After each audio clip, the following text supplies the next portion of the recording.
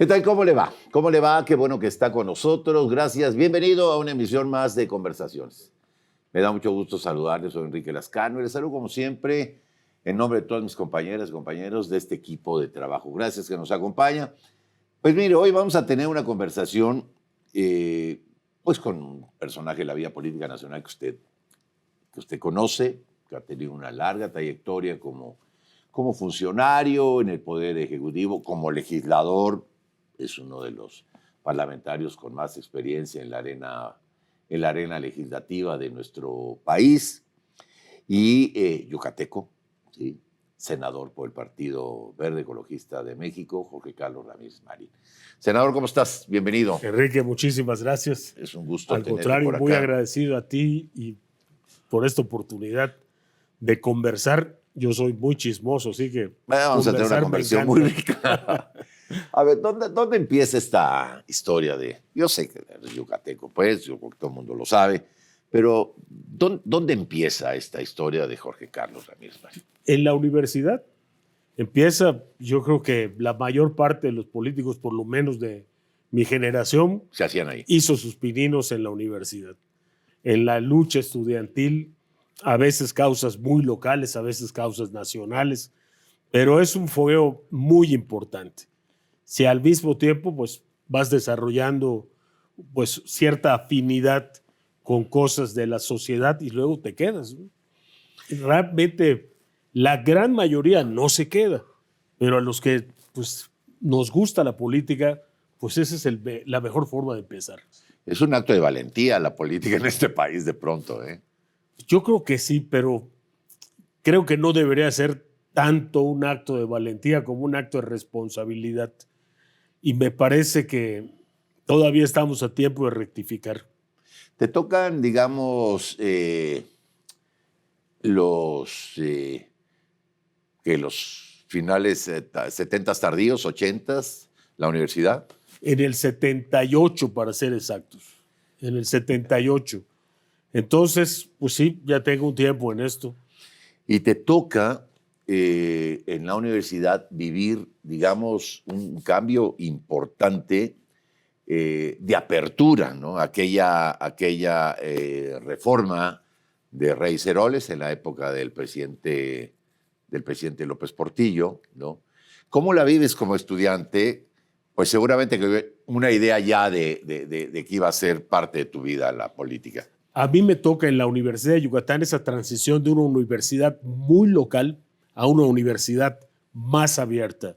Ya tenía muy importantes éxitos académicos, había tenido muy prestigiados rectores con los que muchas veces entrábamos en pugna, pero entra un rector, Álvaro Mimesa, a quien recuerdo siempre con inmenso cariño, y le da una velocidad, un cambio en ese momento de vértigo, de lo que estábamos acostumbrados a hacer algo muy local, muy nuestro. Él lo profesionaliza, lo abre, lo extiende, todos los departamentos, los de extensión cultural, los de idiomas. Hay una real apertura en la universidad.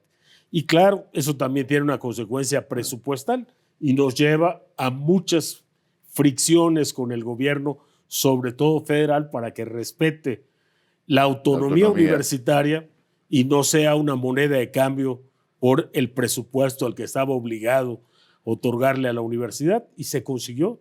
La verdad, yo creo que la Universidad de Yucatán, la Universidad Autónoma de Yucatán, se ha conservado como una universidad con una absoluta libertad de cátedra y con una pues, gran independencia con respecto a cualquier fenómeno político que se esté dando. Es decir, tus luchas empiezan ahí en la universidad. Exacto. Allá conozco a muchos compañeros que pues, me han acompañado a lo largo de la vida. La mayoría de ellos no están en la política. La mayoría de ellos ejercieron el derecho como litigantes o se hicieron médicos y hoy son prestigiadísimos médicos. Y tengo la suerte inclusive de ser amigo de los hijos de esos médicos que también ya son médicos muy prestigiados. Así es que no puedo sentirme menos que muy feliz de haber empezado en la universidad. Le debo todo a la Universidad de Yucatán, lo tengo que decir así, todo.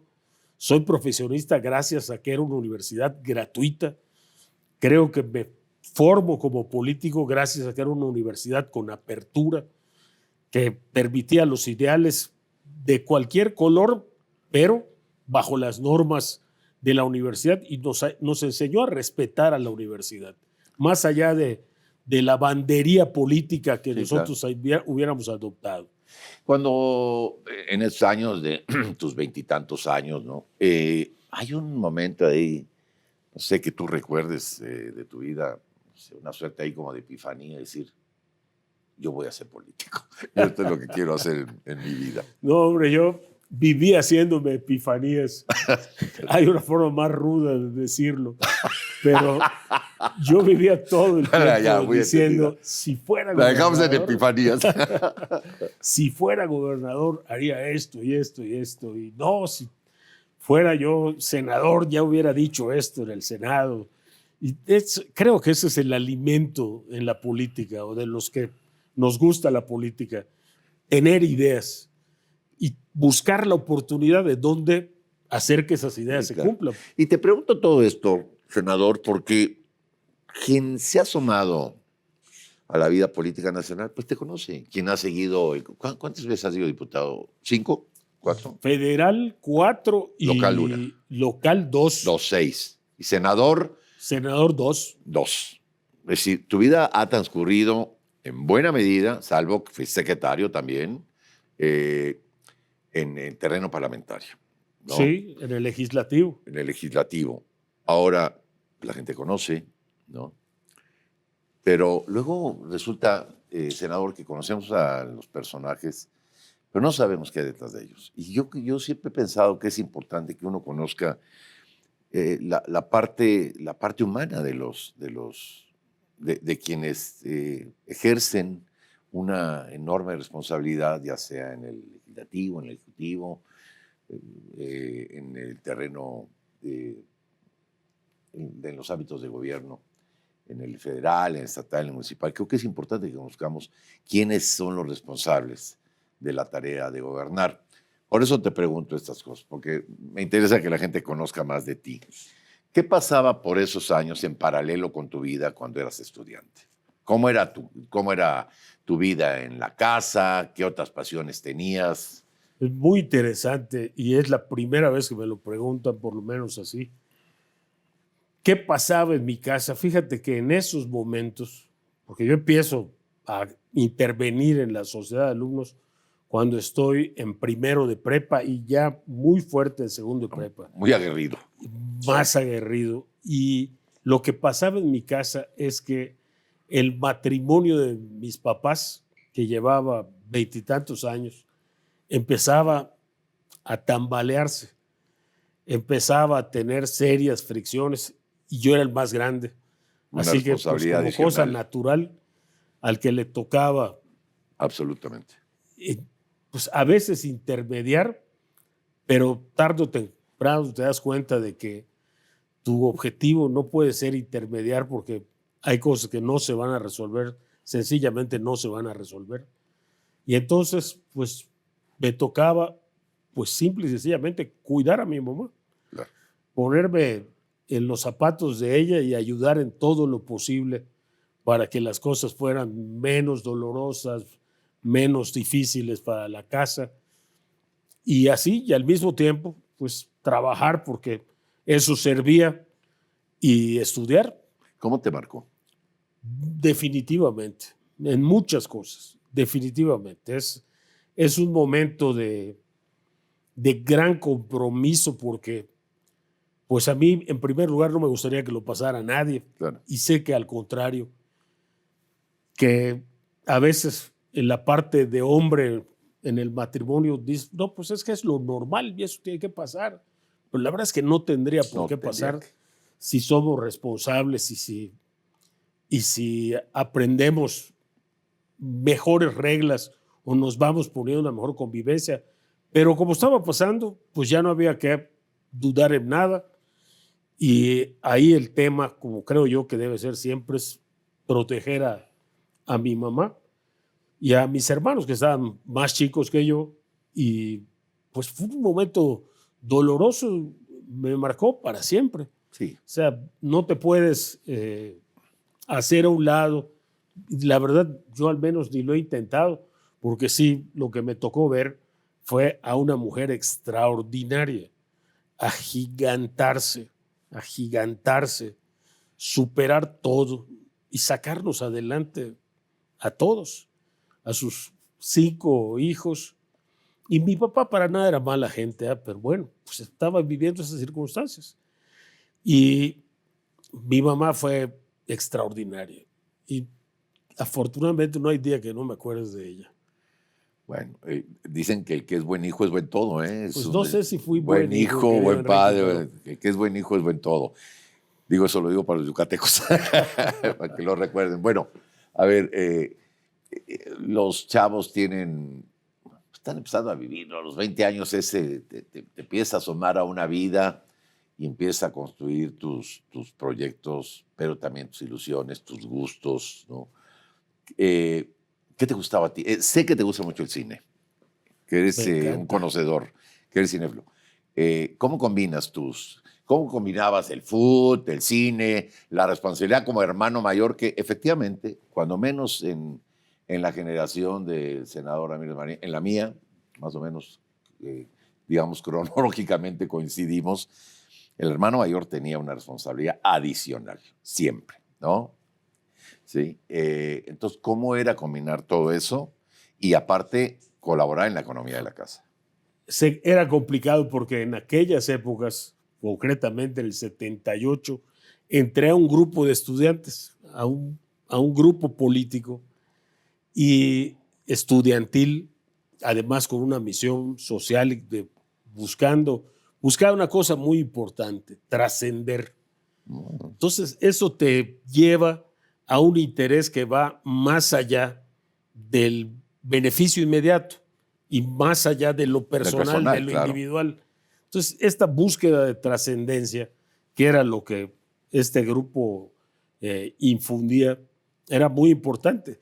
Y se vuelve al mismo tiempo mi espacio, porque pues si yo no tenía lana, mis amigos que ya eran más grandes, porque había de muchas generaciones, y yo era más amigo de los más grandes, de los que ya prácticamente estaban saliendo de la carrera, que siempre me acogieron con mucho cariño, y ahí se compensaba, ¿no? Entonces, pues, a veces invitaban a cenar y ellos pagaban, así que ese tema estaba resuelto. Bueno. O en lugar de cenar había una fiesta del grupo y entonces pues ya te ahorrabas ese tema de ir a gastar en los compromisos sociales, y era muy importante en esa época, créeme, hacer vida social, divertirte y al mismo tiempo cuidar tu economía.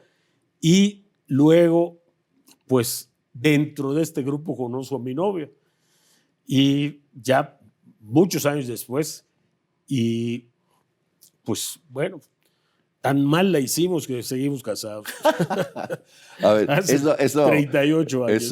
Eso también habla bien, pero digo, una relación larga habla de compromiso, habla de muchas cosas. De ella habla muy bien.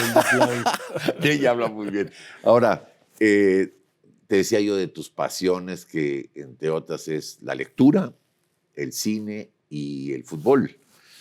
Y el béisbol. ¿Cómo lo llevabas, el tema del deporte? ¿Te gustaba practicarlo o eras solamente un fanático del deporte? Practiqué hasta la prepa.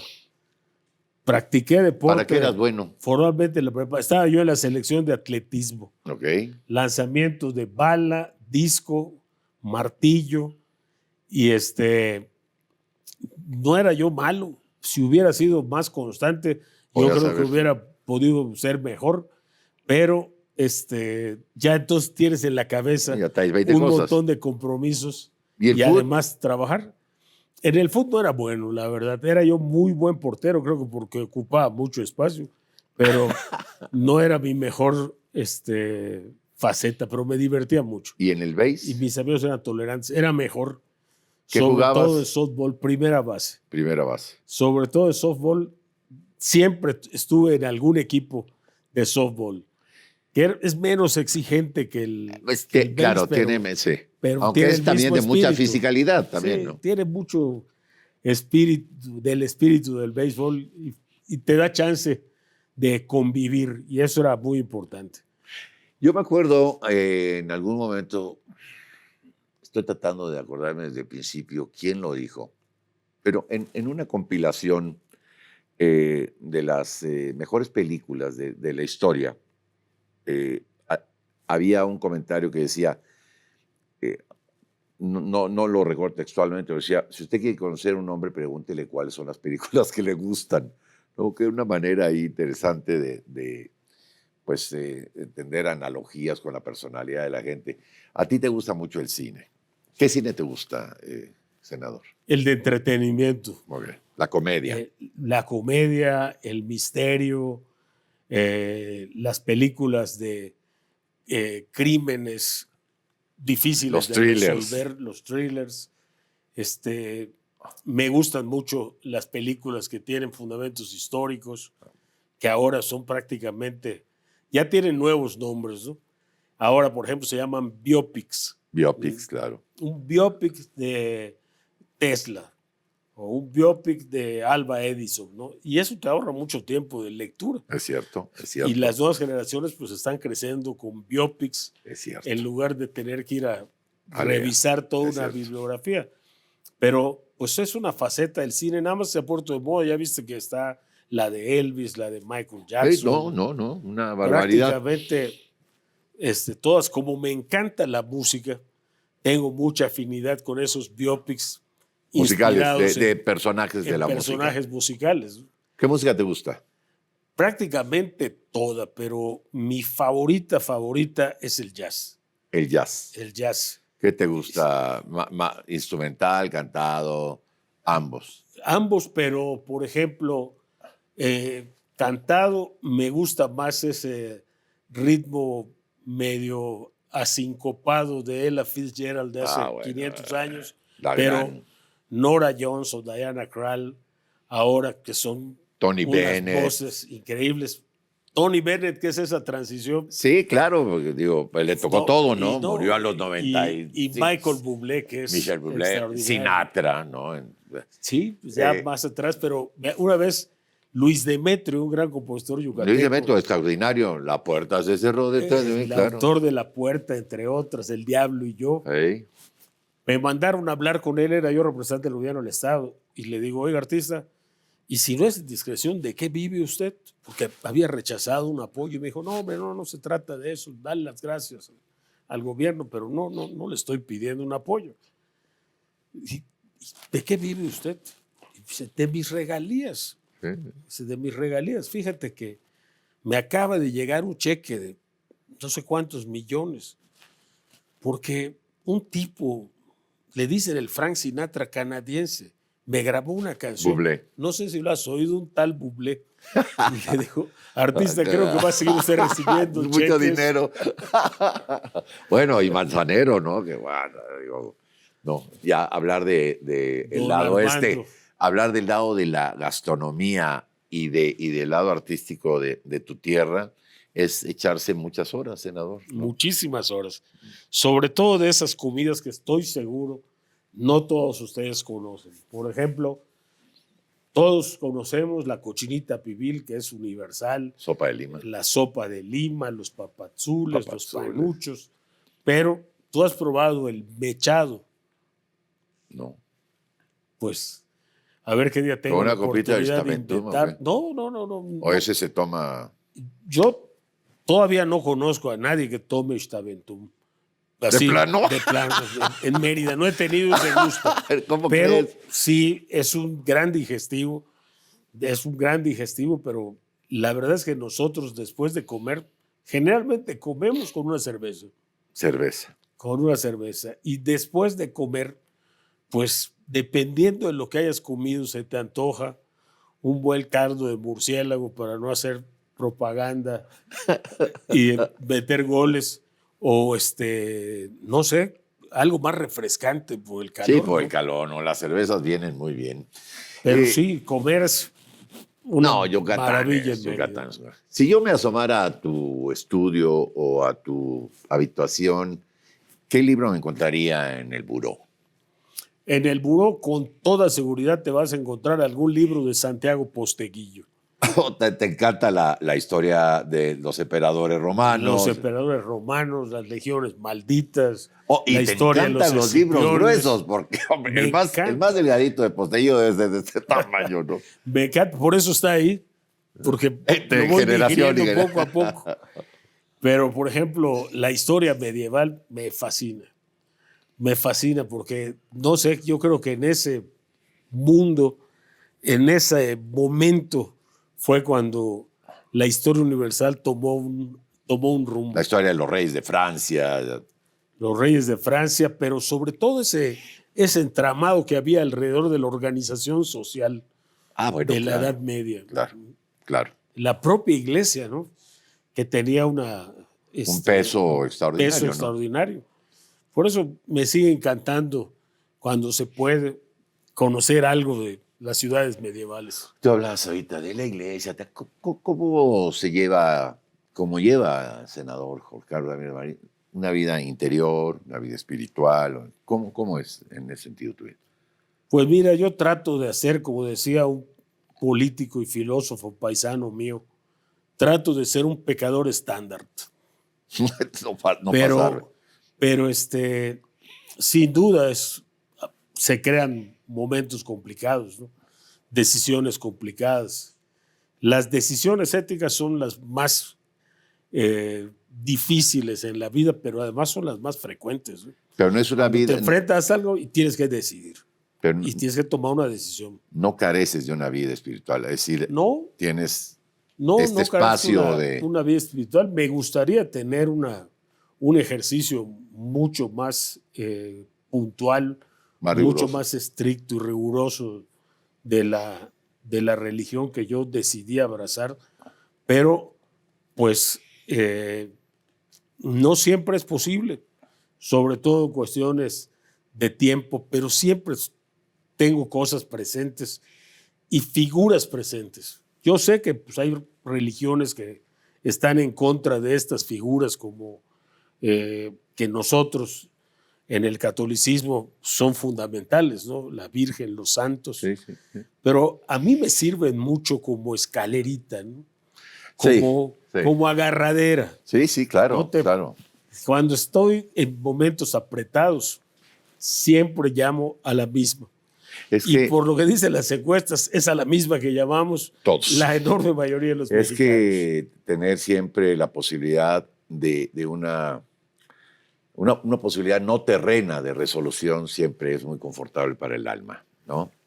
Es confortable, es cómodo de alguna manera, pero intelectualmente la tienes que nutrir. O sea, tienes que saber por qué. Sí, claro. No nada más y yo, además de hacerlo, pues ciertamente soy creyente, ¿no? Entonces, pues, por eso te digo, me gustaría ser mejor, pero de que trato. ¿Qué es la familia para ti, senador? Es fundamental.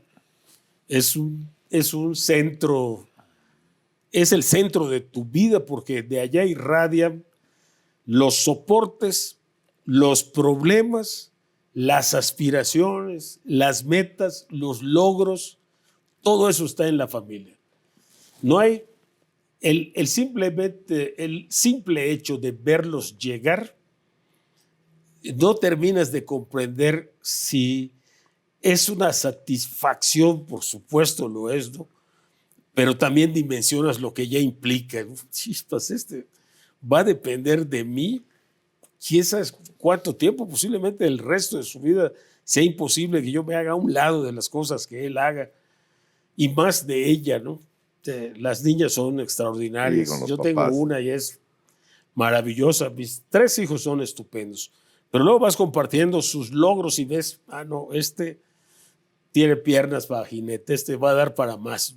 En lo que escoja. Sí. Quisiera meterme menos, pero no se puede. Y la hemos llevado.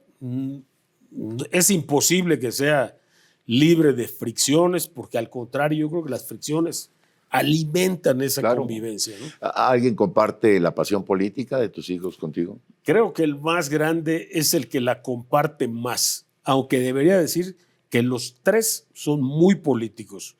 Nada más que Jorge es el más activo, es el más activista. O sea, Jorge sí milita, sí procura las cosas, sí busca tener trascendencia, ser un día diputado, senador, espero que algún día quiera ser gobernador también.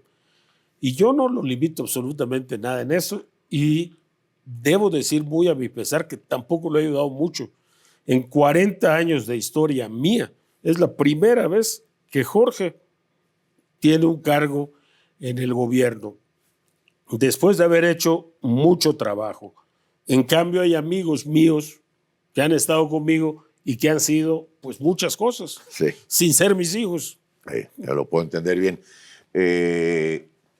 Decías tú, ojalá algún día Jorge quiera ser diputado, senador o gobernador. ¿Tú quieres ser gobernador? Sí, yo claro que quiero ser gobernador. Está en esas epifanías que te decía. Pero después de haber visto la película tantas veces, yo ya traigo una película hecha. Yo ya sé dónde comenzaría, quiénes serían los actores principales, dónde Ya estaría tienes el reparto. el peso, ya está listo el reparto y también el final. Y sería un final feliz. Esa es la película que yo me he diseñado como cuando pienso en ser gobernador. Y sobre todo, el gran escenario de la película, que es Yucatán, no, yo me lo he imaginado muchas veces y muchas veces mejor. Siguiendo esta analogía cinematográfica de tus aspiraciones políticas, ¿cuándo empezarías ya a filmar? Pues yo no he dejado de filmar. Cuando pienso en educación, pienso, por ejemplo, en tecnología y estoy trabajando muy fuerte para que podamos desde ahora ir haciendo pruebas de cómo, si no introducimos rápidamente la más alta tecnología en nuestra educación, vamos a pagar las consecuencias de haber abierto una brecha donde va a haber unos muy capaces y otros en la edad de piedra. Cuando pienso en salud, pues mantenemos con mucha dificultad, pero existen y dan un servicio 9 clínicas en las que probamos que sí pueden haber medicinas, que sí pueden haber visitas a tiempo, que no tiene que ser costoso, que al contrario el público puede tener una muy buena oportunidad de medicina a muy, muy, muy cercano alcance, sin necesidad de gastar fortunas el gobierno. Cuando tú regresas que lo haces frecuentemente, a Yucatán, cuando te miras en el espejo de tu casa, ¿no? Tu baño, ¿no? ¿Qué recuerdos te trae de ese Jorge Carlos Ramírez Marín, que ahí empezó una historia y que hoy, pues, a algunos años de distancia, pues está en la intención de hacer realidad su sueño, que era el de gobernar su estado? Y tienes toda la razón, porque mis mejores discursos me los he echado bajo la regadera, pensando, diría yo esto, hasta que mi mujer dice, estás tirando agua. Estoy tirando. Pero sí, ¿no? Yo trato de recordar a ese Jorge Carlos porque hay momentos en que piensas que eras mejor cuando estabas más chavo que como eres ahora. ¿Se van perdiendo cosas? Se van perdiendo cosas y sobre todo, no sé, a algunos le llamarían experiencia, pero te van dejando ciertos resabios de desconfianza que cuando eres joven no los tienes. Sí, es cierto. Esa audacia que tenías y que ahora digo, no, espérese, no hagamos esto. ¿Qué tal si molestamos a fulano? En aquella época fuimos pioneros en muchas cosas que nadie se había atrevido a hacer. Fue una generación así. Es decir, fuimos una generación esta de los finales 58, principios de los 60, donde muchos carros no tenían cinturón de seguridad, donde jugábamos en las calles, donde bebíamos agua de la manguera, donde hacíamos muchos, nos íbamos solos a la escuela. Fue una generación que no solamente pasamos una centuria, sino un milenio.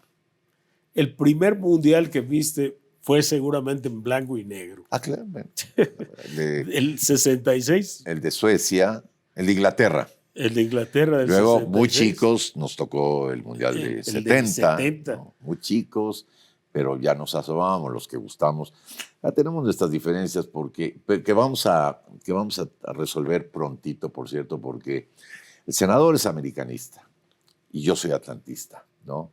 Y ahora como ya vamos a jugar pronto en el Azteca, el América y el Atlante, nos va a echar un buen partido ahí. El primer partido que vi en el Estadio Azteca no fue del América, fue del Atlante.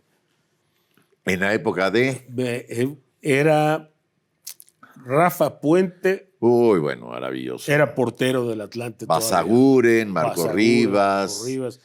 Había, creo que don Carlos Iturralde estaba dejando de jugar apenas en el Atlante. Que luego fue director técnico del primer equipo profesional de fútbol yucateco, los Leones del IMSS. Que ahora también andan ahí en la división de ascenso, Yucatán haciendo buen papel. Una historia trágica, porque ascendimos, pero resulta que no vamos a poder jugar. Le pasó lo mismo que al Atlante. En cambio, el segundo lugar y otro equipo que ni siquiera sé en qué lugar quedó, van a estar en la división de ascenso porque pagaron 20 millones de pesos. No entiendo esta visión del fútbol de verdad. Esa sería también una de tus metas, el deporte en tu estado. Sí. Lo es, te voy a decir, en función de que si queremos preservar la seguridad de Yucatán, es indispensable que el deporte no sea un accesorio, sino una de las políticas esenciales. Yo no conozco otra fórmula, perdonen mi ignorancia, pero la única manera de preservar el clima social es que haya gente en la calle con disposición social. Es decir, gente que no esté en la calle para delinquir o porque no tiene nada que hacer, que esté en la calle porque está yendo a un partido de fútbol, a su clase de karate, a su clase de natación, a ver jugar softball a su mamá en un equipo femenil, a llevar a su novia a un partido de voleibol. Esa es la única manera de preservar el clima social. Totalmente de acuerdo. Si renunciamos a esto, pues simplemente estamos dejándole el espacio a que lo llene el mercado. Sí, porque es una ley física, ¿no? Los espacios tienden a llenarse. Lo va a llenar el mercado y el mercado es videojuegos. No tengo absolutamente nada en contra, pero si además hay oferta de actividad física, es estupendo, porque tienes de un lado la tecnología, pero del otro la actividad física, que es indispensable para el desarrollo humano. Entonces, si no hacemos esto, pues vamos a estar en graves problemas. Acercándonos al final de esta conversación, por lo demás muy grata, debo decir. Muchas gracias. ¿Qué palabra, si tú me fueras a presentar a Jorge Carlos Ramírez Marín, qué me dirías de él? Es un terco, es incansable, es tenaz. Esas son las cosas que te definen. Son sinónimos y yo creo que lo que me define es eso, la persistencia, la tenacidad. No me voy a rendir y yo espero que tenga siempre las ideas frescas y las energías vivas de seguir buscando cambiar cosas, de seguir mejorando cosas. A través de estas posibilidades que hoy nos ofrece la tecnología, vamos a llegar con esta conversación a muchos lugares, seguramente a muchos de tu tierra. ¿Qué le dirías a tus paisanos? ¿Qué mensaje les mandarías? No hay nada mejor en la vida que ser yucateco. Por decisión propia, vivías en otro lugar y te fuiste a vivir a Yucatán, o por nacimiento. La condición es la misma. El momento en que tú asumes que Yucatán es tu tierra, también decides que la tienes que cuidar, que la tienes que hacer más grande. Y eso significa hacerla más rica y hacerla mejor en todas sus facetas, la salud, la economía, la educación. Y eso es lo que nos va a preservar como como Estado, como una parte entrañable de México. Y que estén pendientes de ti, Síganme, porque síganme. habrá noticia importante. Seguiremos trabajando. En estas tres posibilidades que te definen, ¿no? De congruencia y de perseverancia y de tenacidad. Muchas gracias, Enrique. Gracias por haber venido a platicar con nosotros. Al contrario. Senador, un privilegio tener esta conversación donde, pues lo que pretendimos, ojalá hayamos logrado algo de esto, pues era conocer un poco más, no del político que conocemos, que leemos en la prensa o que vemos en los medios, sino de este hombre que ha trabajado por su estado, por el país, y que sigue latiéndole del lado izquierdo del pecho la posibilidad de gobernar en algún momento su estado. Gracias, senador. Al contrario, Enrique, a ti. Un privilegio. Muchísimas gracias. Muchas gracias, senador. Senador Jorge Carlos Ramírez Marín, gracias a usted por habernos acompañado. Yo soy Enrique Lascano y en nombre de todas mis compañeras y compañeros de este equipo de trabajo de conversaciones, que tenga usted lo que resta de él. Un venturoso día. Hasta la próxima.